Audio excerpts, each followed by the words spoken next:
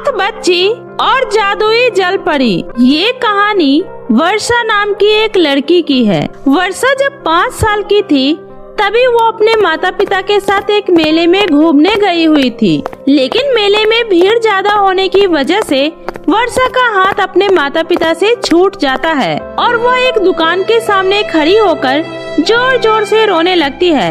उसी समय बिमला नाम की एक चालाक और लालची किस्म की औरत की नजर वर्षा पर पड़ती है और वह उसे अपने बातों में बहला फुसलाकर अपने गांव ले आती है। लेकिन शुरू में तो बिमला वर्षा के साथ बहुत अच्छे से व्यवहार किया करती थी, लेकिन जैसे जैसे वर्षा बड़ी होती गई, बिमला उसके साथ बुरा व्यवहार करना शुरू कर देती है और उससे अपने घर का सारा काम करवाती है और बदले में उसे पेट भर खाना भी नहीं देती है और छोटी छोटी बात पर उसे बहुत मारती पीटती भी है। ऐसे ही आज भी। अरे वर्षा, कहाँ मर गई? जल्दी बाहर आ। क्या हुआ मौसी, कोई काम था क्या?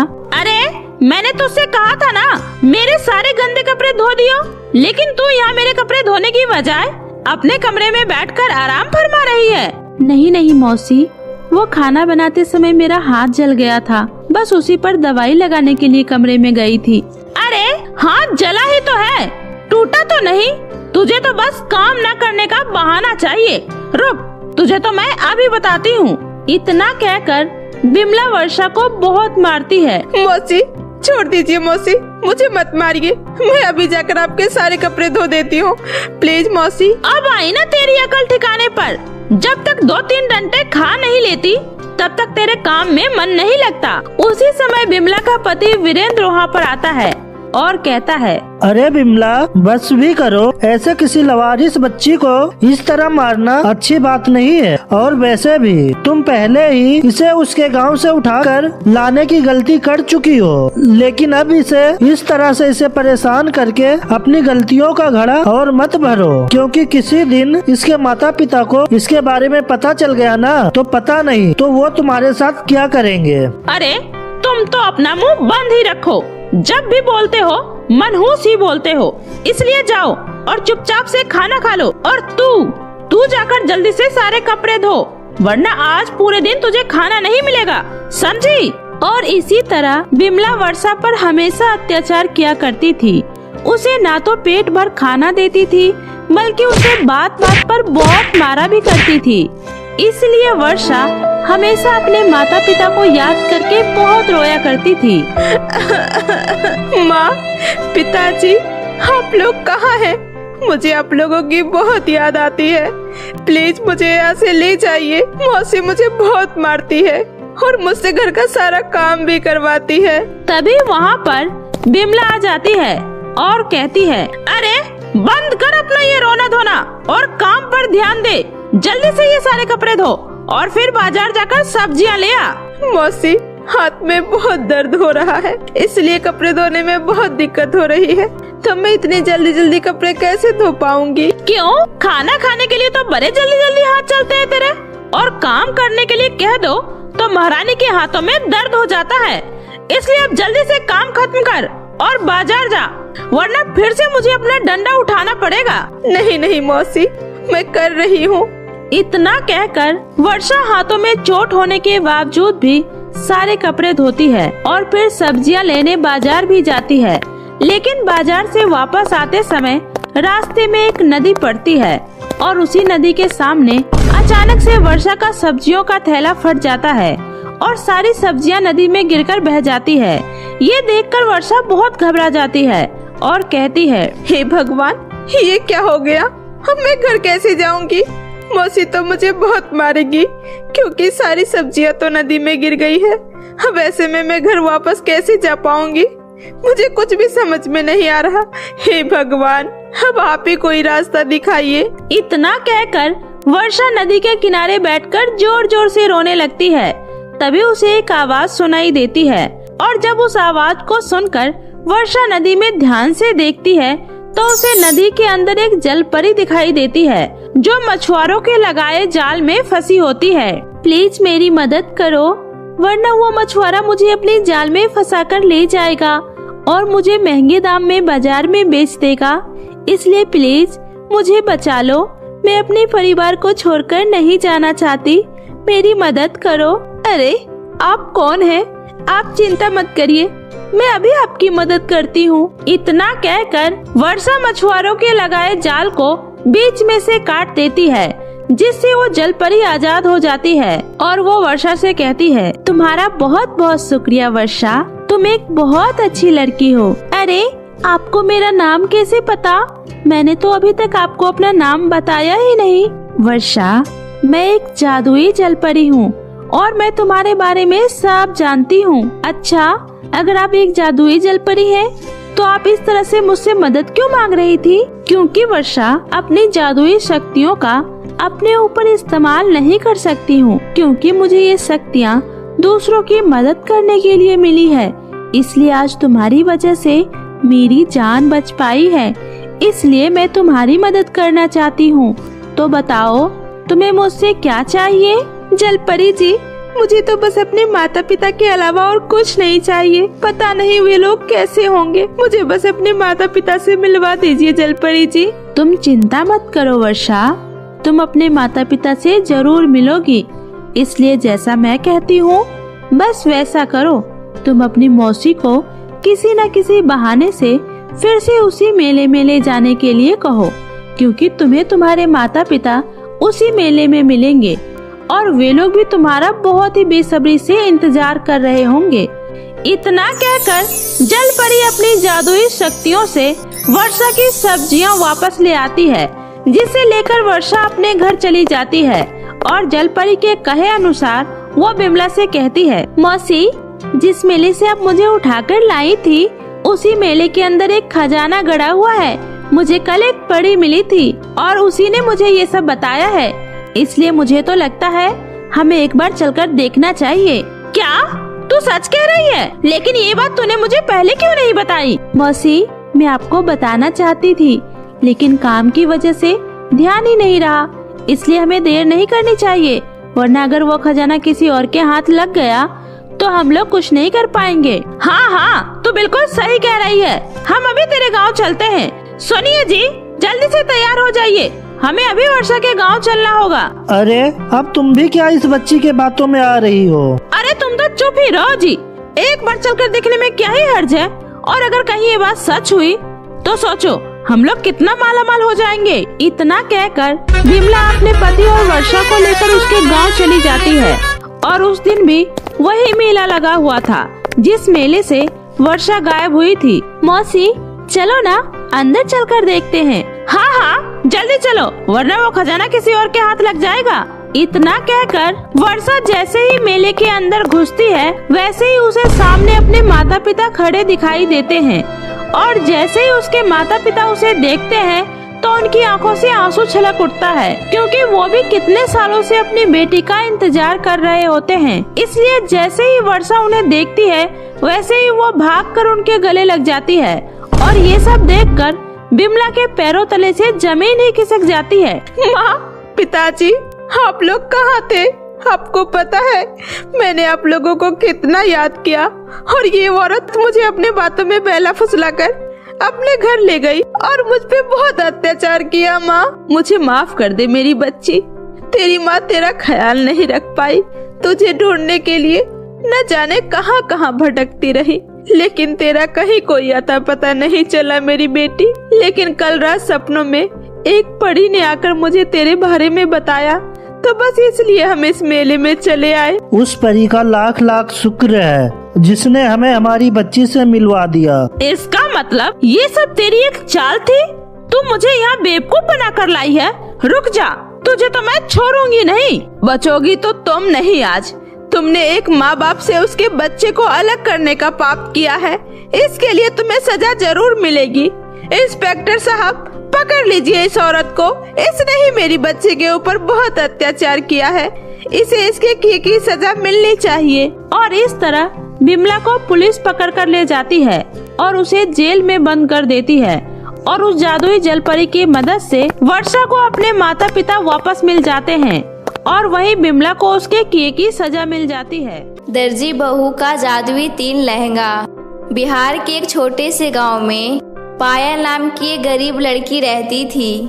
पायल बहुत ही सुंदर और गुणवान लड़की थी। जब वह 18 साल की हुई तब शहर के एक बड़े घर से उसके लिए रिश्ता आया और बहुत ही धूमधाम से पायल की शादी शहर के एक बड़े से घर में सुरेश नाम के लड़के से हो गया। हर लड़की की तरह पायल भी बहुत खुश थी कि उसकी शादी एक अच्छे से घर में हुई है, लेकिन इस शादी से उसकी जिंदगी एकदम से बदलने वाली थी। उसका उससे जरा भी अंदाजा नहीं था कि दरअसल पायल का पति सुरेश पागल था। उसके माँ बाप ने अपने पागल बेटे की देखभाल और घर के कामों के लिए धोखे से पायल के परिवार वालों को उलझाकर पायल से शादी करा दी। पागल, ये लड़की पागल है, पागल है। ये क्या कर रहे हैं आप? दूर हटिए।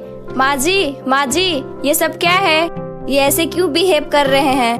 अरे हमारी भोली भाली दुल्हन, तुम्हें क्या लगा तुम जैसी गरीब और मनहूस लड़की का नसीब इतना अच्छा है कि ये ऐशो आराम और अमीरों वाली जिंदगी तुम्हें भीख में मिल जाएगी? अरे हमने तुझ जैसी गरीब भिखारन को अपने घर की बहू बनाया तो सिर्फ अपने इस पागल बेटे के लिए, समझी? वरना तो मैं तुझ जैसी फटीचर को अपने घर की नौकरानी भी ना रखूं। और हाँ, अपने आप को इस घर की बहू समझने की गलती कभी मत करना। तू हमारे लिए सिर्फ एक कठपुतली है, कठपुतली, समझी? माँ ने बिल्कुल सही कहा प्यारी भाभी। वैसे गांव के लोग कितने बेवकूफ होते हैं ना, बड़ी आसानी से किसी के भी बातों में आ जाते हैं, जैसे आपके घर वाले हमारी बातों में आ गए। क्या माँ जी, आखिर आप लोग ने मेरे साथ ऐसा क्यों किया? मैंने आपका क्या बिगाड़ा था? क्यों किया आप लोग ने मेरे साथ ऐसा? बताइए, मेरी गलती क्या थी? तेरी सबसे बड़ी गलती तो ये है कि तू एक गरीब की बेटी है और गरीबों को कोई हक नहीं होता जो हम जैसे बड़े लोगों के साथ ऊंचे आवाज में बात कर सके। तो भलाई इसी में होगा कि अपना मुंह बंद करके वैसा करती रहो जैसा हम तुम्हें करने को कह रहे हैं, समझी? जी प्यारी भाभी, वरना हमें आपको इस घर से धक्के देकर बाहर निकालने में ज्यादा देर नहीं लगेगी।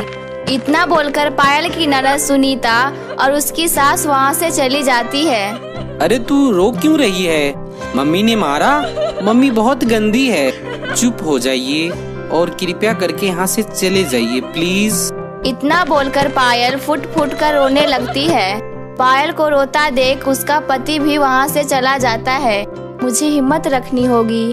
अगर मेरे घर वालों को इन सब बातों का पता चला तो वो बेवजह परेशान हो जाएंगे। नहीं, मैं अपने घर वालों के लिए परेशानी के कारण नहीं बन सकती। अब मुझे इसी को अपना किस्मत समझकर यहीं रहना होगा। अगली सुबह पायल जल्दी उठकर घर का सारा काम करती है और सबके लिए नाश्ता बनाती है। माँ जी, सुनीता, खाना खा लीजिए, खाना तैयार है। इतना सुनते ही दोनों माँ बेटी खाना खाने आ जाती है। छी, ये क्या बकवास खाना बनाया है तुमने? इसमें तो मिर्च ही मिर्च भरा है। आह, पानी। क्यों रे मनहूस, बता, तूने जानबूझकर सब्जी में मिर्च ज्यादा डाला है ना, ताकि हम दोनों माँ बेटी खाना ही नहीं खा सके? बहुत चर्बी चढ़ी है ना तेरी। रुक, तुझे मैं तो अभी बताती हूँ। इतना बोलकर सुशीला पायल को बहुत मारती है। माँ जी, मैंने कुछ नहीं किया, मेरा यकीन करिए। मैंने सब्जी में सब कुछ बराबर डाला था। मिर्च कैसे तेज हो गई मुझे नहीं पता। तुझे नहीं पता, लेकिन मुझे सब अच्छे से पता है। तू ये सब हमसे बदला लेने के लिए कर रही है। नहीं माँ जी, मेरा यकीन करिए, मैं सच कह रही हूँ, मैंने कुछ नहीं किया। ठीक है, फिर अगर तू हमसे नाराज नहीं है तो जा अपने घर अपने माँ बाप से दहेज के 2 लाख रुपए मांग कर ला। अब हम तुझे ऐसे फ्री में बैठाकर तो अपने घर नहीं रख सकते। माँ जी प्लीज ऐसा मत करिए। मेरे माँ बाप बहुत गरीब हैं, मुश्किल से तो 2 वक्त की रोटी खा पाते हैं। वो लोग 2 लाख रुपया कहाँ से लाएंगे? वो सब मैं नहीं जानती। पैसे लेकर आएगी तभी तू इस घर में रह पाएगी, वरना निकल जा मेरे घर से। माँ ने बिल्कुल सही कहा। अब देखो भाभी, आपके पति देव तो कमाते हैं नहीं, ऊपर से उनकी दवाई का खर्चा भी हमें उठाना पड़ता है। वैसे में अब हम आपका भी खर्चा उठाएं, इतना दरिया दिल तो हम है नहीं। इसीलिए आपको माँ की बात माननी ही होगी। माँ जी, मुझे इस घर से मत निकालिए। अगर मैं यहाँ से अपने माँ बाप के घर वापस गई तो वे लोग जीते जी मर जाएंगे। माँ जी, मुझे बहुत अच्छी सिलाई आती है, आप मेरे लिए एक सिलाई मशीन ला दीजिए, मैं सिलाई का काम कर लूँगी, प्लीज माँ जी। ठीक है। अगले दिन सुनीता और सुशीला मिलकर पायल के लिए एक सिलाई मशीन ला देते हैं। अब से पायल सुबह जल्दी उठती और घर का सारा काम करने के बाद सिलाई करने में लग जाती है। पायल बहुत अच्छा सिलाई करती थी, इसीलिए शहर की सभी औरतें पायल से ही अपने कपड़े सिलवाया करती थी, जिस वजह से पायल की अच्छी खासी कमाई हो जाती है। लेकिन पायल के सिलाई के भी सारे पैसे सुशीला ही रखा करती थी। अरे ओ मनहूस, कहाँ मर गई? आई माँ जी, मेरे पैर में बहुत दर्द हो रहा है, जरा अच्छे से दवा दे, समझ गई? भाभी भाभी कहाँ हो आप? ओफो, आप यहाँ सिलाई में लगी हो? हाँ सुनीता, ये काम अर्जेंट है। रीमा को कल ही ये लहंगा पहनकर किसी पार्टी में जाना है, बस वही तैयार कर रही हूँ। वो सब बाद में कर लेना, पहले मेरे सिर में तेल लगाकर अच्छे से सिर की मालिश कर दो। पायल काम छोड़कर सुनीता के सिर में मालिश करने लगती है। तभी सुरेश एक बाल्टी पानी लाकर पूरे घर में फैला देता है। नदी, अब मैं इस नदी में नहाऊंगा।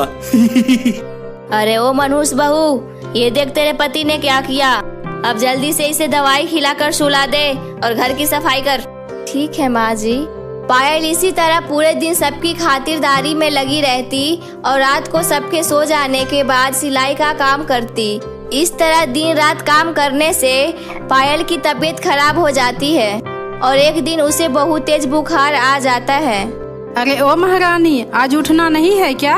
आज हम लोगों को भूखे मारने का इरादा है क्या? नहीं माँ जी, वो तबीयत थोड़ी ठीक नहीं लग रही थी, इसीलिए आँख नहीं खुली।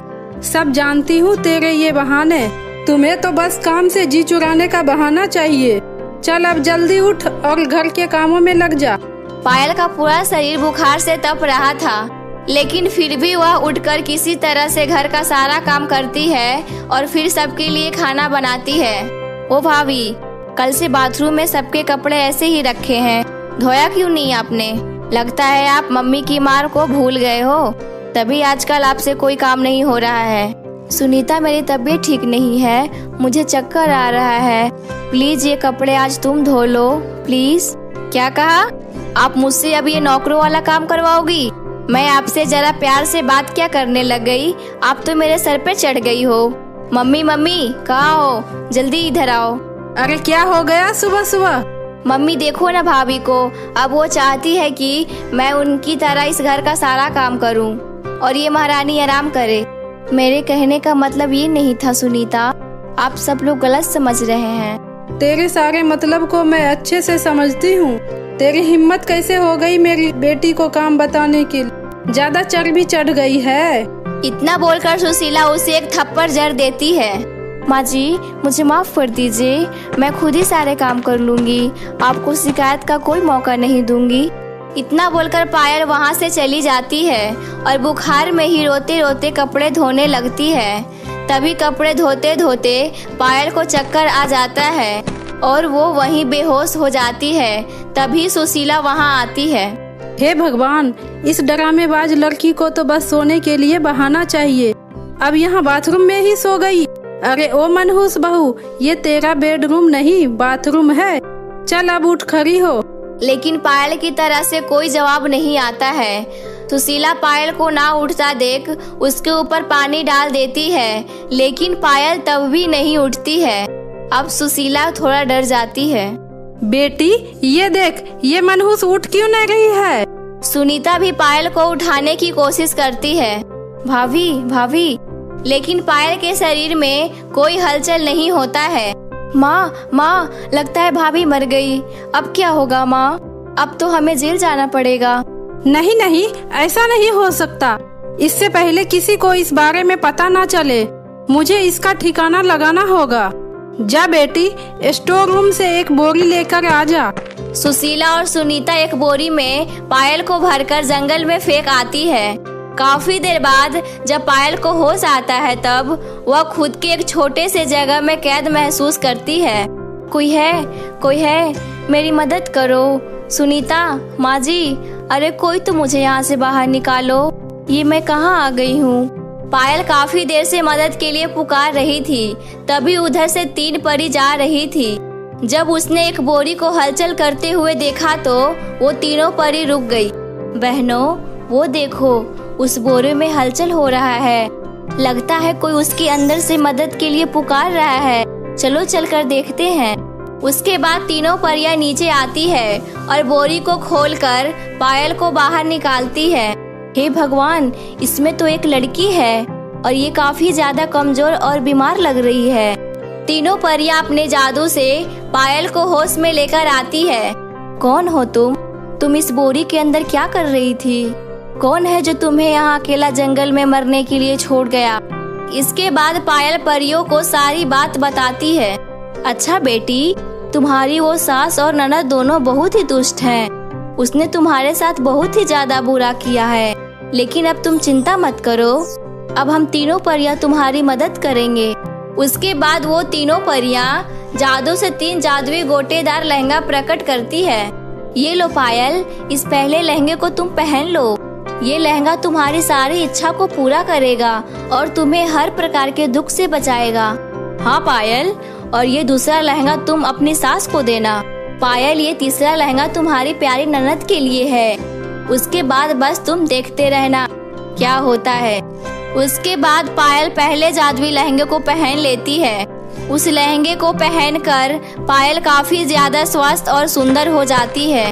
उसके बाद वह तीनों परियों का धन्यवाद कर वो दोनों लहंगे लेकर अपने घर आ जाती है। घर आते ही सुनीता उसे देखकर डर जाती है। माँ, भूत भूत! डरो मत सुनीता, मैं कोई भूत नहीं हूँ, मैं बिल्कुल ठीक हूँ। वो तो अच्छा हुआ मुझे परी मिल गई और उन्होंने मेरी जान बचाई। अच्छा, और ये लहंगा कहाँ से मिला तुम्हें? ये जादुई लहंगा है माँ जी, ये लहंगा मुझे उसी परी ने दिया है। परी ने आप लोगों के लिए भी जादुई लहंगा दिया है। इतना बोलकर पायल दोनों लहंगे अपने सास और ननद को दे देती है। क्या सच में ये लहंगा परी ने दिया है? वाओ, कितना सुंदर लहंगा है। माँ, आप भी ये लहंगा पहन लो, ये लहंगा तो बहुत ही सुंदर है। इतना बोलकर दोनों माँ बेटी उस जादुई लहंगे को पहन लेती है।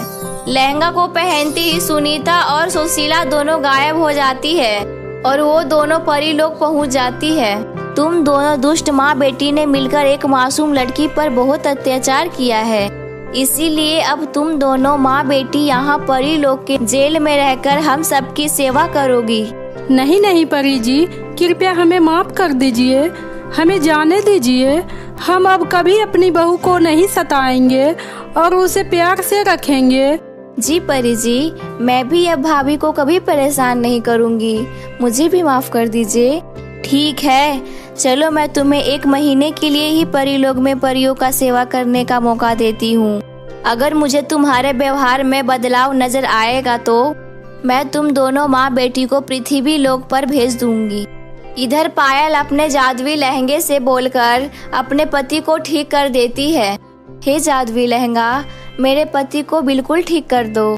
इतना कहते ही पायल का पति सुरेश बिल्कुल ठीक हो जाता है और पायल खुशी खुशी अपनी पति के साथ रहने लगती है। वही दूसरी तरफ कुछ दिन परी लोग में रहने के बाद सुशीला और सुनीता के व्यवहार में पूरी तरह से बदलाव आ चुका था और उनकी 1 महीने की सजा भी पूरी हो जाती है। फिर रानी परी उन दोनों को पृथ्वी लोग वापस भेज देती है। वापस आने के बाद दोनों भागते हुए पायल के पास जाती है और अपने किए गए बुरे व्यवहार के लिए उससे माफी मांगती है। भोली भाली पायल दोनों को माफ कर देती है। फिर सभी मिलजुल कर प्यार से एक साथ रहने लगते हैं।